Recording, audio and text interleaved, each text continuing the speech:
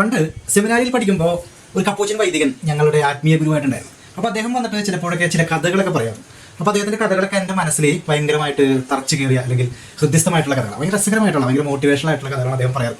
അപ്പോൾ അതിലൊരു കഥ ഞാനിന്ന് നിങ്ങളോട് പറയും. സംഭവം മറ്റൊന്നുമല്ല, പണ്ട് ഹിറ്റ്ലർ ഈ കോൺസെൻട്രേഷൻ ക്യാമ്പിൽ ജൂതന്മാരെ കൊണ്ടുവന്ന് അടയ്ക്കുന്ന ഒരു സമയം ഉണ്ടായിരുന്നു അല്ലേ. അപ്പോൾ ഒരു ബയോളജി പ്രൊഫസർ, ഒരു ഡോക്ടറായിട്ടുള്ള ഒരു ബയോളജി പ്രൊഫസറെ കൊണ്ടുവന്നിട്ട് ഈ ഹിറ്റ്ലർ കോൺസെൻട്രേഷൻ ക്യാമ്പിൽ അടച്ചു. അപ്പോൾ ഭയങ്കരമായിട്ടുള്ള ഇരുട്ടായിട്ടുള്ള ഒരു റൂമിലാണ് ഈ ഇവരെ കൊണ്ട് അടച്ചേക്കുന്നത്. അവർക്ക് എന്താണ് തല ഉയർത്തി നിൽക്കാനോ അങ്ങനെയുള്ള ഒരു അധികം സ്പേസ് ഇല്ലാത്ത ഒരു റൂമിലാണ് ഇവരെ കൊണ്ട് നിങ്ങൾ അടച്ചേക്കുന്നത്. അങ്ങനെ കുറേ നാളുകളായിട്ടുണ്ടാവും. പക്ഷേ അതിനുള്ളിൽ കടന്നതിന് ശേഷം ഈ ബയോളജി പ്രൊഫസർക്ക് എത്ര കാലമായി അതിനുള്ളിൽ എന്നുള്ളതൊന്നും അദ്ദേഹത്തിന് മനസ്സിലാവില്ല. കാരണം ഇരുട്ടാണ്. അങ്ങനെ ഒരിക്കലും അദ്ദേഹം മോളിൽ ഈ ഒരു ഇരുട്ടറുടെ മോളിൽ നിന്ന് ചെറിയൊരു പ്രകാശം, വെന്റിലേഷനിലൂടെ ചെറിയൊരു പ്രകാശം ആ ഒരു ഇതിലേക്ക് വരാറുണ്ടായിരുന്നു. അങ്ങനെ എന്ത് ചെയ്യുന്നു, അദ്ദേഹം കൈയെത്തിച്ച് ആ ഒരു വെന്റിലേഷനിൽ തപ്പിയപ്പോൾ അദ്ദേഹത്തിന് ചെറിയൊരു റേസർ കിട്ടി, ഒരു ബ്ലേഡ് പോലത്തെ ഒരു സംഭവം കിട്ടി, ഈ ഷേവ് ചെയ്യാനായിട്ട് ഉപയോഗിക്കുന്ന ഒരു സംഭവം. പെട്ടെന്ന് അദ്ദേഹത്തിന് തോന്നി, എന്തിന് ഈ ഒരു തടവറയിൽ താൻ ജീവിക്കണം, ജീവിതം അങ്ങോട്ട് അവസാനിപ്പിച്ചേക്കാം എന്ന് അദ്ദേഹത്തിന് തോന്നി. ഈ ബയോളജി പ്രൊഫസറായ ആ ഒരു ഡോക്ടർക്ക് അദ്ദേഹത്തിന് വളരെ കൃത്യമായിട്ട് അറിയാം, ജീവിതം അവസാനിപ്പിക്കാൻ അല്ലെങ്കിൽ ജീവൻ പോകാനായിട്ട്, എത്രയും പെട്ടെന്ന് ജീവൻ പോകാനായിട്ട് ഏത് നരമ്പാണ് മുറിക്കേണ്ടതെന്ന് അദ്ദേഹത്തിന് വളരെ വ്യക്തമായിട്ട് അറിയാം. പുള്ളി എന്ത് ചെയ്യണം, വളരെ ഏങ്ങി വലിഞ്ഞ് ആ ഒരു വെന്റിലേഷന്റെ മുമ്പിലെത്തിയിട്ട് ഈ കൈ ഇങ്ങനെ വെച്ചിട്ട്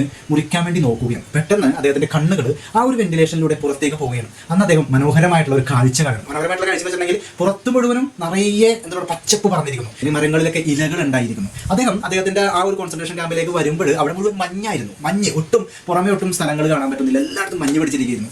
മരങ്ങളെല്ലാം ഇലകൾ പൊഴിഞ്ഞ് മുഴുവൻ മഞ്ഞായിട്ട് നിൽക്കുന്ന അവസ്ഥയിലാണ് അദ്ദേഹം കോൺസെൻട്രേഷൻ ക്യാമ്പിലേക്ക് വരുന്നത്. പക്ഷേ ഇന്ന് അദ്ദേഹം നോക്കുമ്പോൾ അവിടെ കാണുന്നത് മുഴുവൻ പച്ചപ്പാണ്, നിറയെ പച്ചപ്പാണ്. ആ മരങ്ങളിലൊക്കെ ഇലകൾ ഉണ്ടായിരിക്കുന്നു, ഇലകൾക്കിടയിലൂടെ പൂക്കൾ ഉണ്ടായിരിക്കുന്നു. അങ്ങനെ വർണ്ണ വസന്തം അദ്ദേഹത്തിന്റെ ജയിലിന് ചുറ്റിനും വന്നിരിക്കുന്നതായിട്ട് അദ്ദേഹത്തിന് മനസ്സിലാക്കണം. അപ്പൊ അന്ന് അദ്ദേഹം ചിന്തിക്കണം, ഞാൻ എന്തിനാ എന്റെ ജീവിതം അവസാനിപ്പിക്കണം, പുറത്ത് മാറ്റങ്ങൾ ഉണ്ടായിരിക്കുന്നു, എന്റെ ജീവിതത്തിലും വലിയ മാറ്റങ്ങൾ ഉണ്ടാകുമെന്ന് അദ്ദേഹത്തിന് തോന്നിയാണ്. അദ്ദേഹം അവിടെ വെച്ച് തന്റെ ഡിസിഷൻ മാറ്റണം, തന്റെ തീരുമാനം മാറ്റണം. അപ്പോൾ അത്തരത്തിൽ നമ്മുടെ ജീവിതത്തിലും ഇരുട്ടുകൾ ഉണ്ടാകാറുണ്ട്. നിങ്ങളുടെ ജീവിതത്തിലും ഇരുട്ടുകൾ ഉണ്ടായിരിക്കാം, നിങ്ങളുടെ ജീവിതത്തിലും പ്രയാസങ്ങൾ ഉണ്ടായിരിക്കാം, നിങ്ങളുടെ ജീവിതത്തിലും അന്ധകാരം ഉണ്ടായിരിക്കാം. ചിലപ്പോൾ നമ്മൾ കടന്നു പോകുന്നത് മഹാവിപത്തായ ഒരു സന്ദർഭത്തിലൂടെ ആയിരിക്കാം. പണമില്ലാത്തതായിരിക്കാം, രോഗങ്ങൾ ഉണ്ടായിരിക്കാം, ചിലപ്പോൾ നമ്മുടെ റിലേഷൻഷിപ്പിൽ ഉണ്ടാകുന്ന ഇടർച്ചകളായിരിക്കാം അല്ലെ. അത്തരത്തിലുള്ള ഒരുപാട് പ്രശ്നങ്ങളിലൂടെ ആയിരിക്കും നമ്മൾ കടന്നു പോവുക. പക്ഷേ ഒരു വാക്ക് അല്ലെങ്കിൽ ഒരു പ്രാവശ്യം നിങ്ങൾ ചിന്തിക്കുക, ഒന്നും കോൺസ്റ്റന്റ് അല്ല, എല്ലാം മാറ്റങ്ങൾക്ക് വിധേയമാണ്. തത്വചിന്തകനായിട്ടുള്ള ഹെറാക്ലിറ്റസ് പറഞ്ഞിട്ടുണ്ട്, change is the only constant. മനസ്സിലാക്കുക, മാറ്റം മാത്രമാണ് മാറ്റമില്ലാത്തത്. അപ്പോൾ ഈ മാറ്റങ്ങൾ നമ്മുടെ ജീവിതത്തിൽ ഉണ്ടാവും. ഇന്നുണ്ടാവുന്ന പ്രയാസങ്ങൾ നാളെ സന്തോഷത്തിന്റെ, സന്താപത്തിന്റെ, സമ്പത്തിന്റേതായിട്ടുള്ള മാറ്റങ്ങളിലേക്ക് വരും. അപ്പോൾ പ്രത്യാശയോടെ കാത്തിരിക്കാനായിട്ട്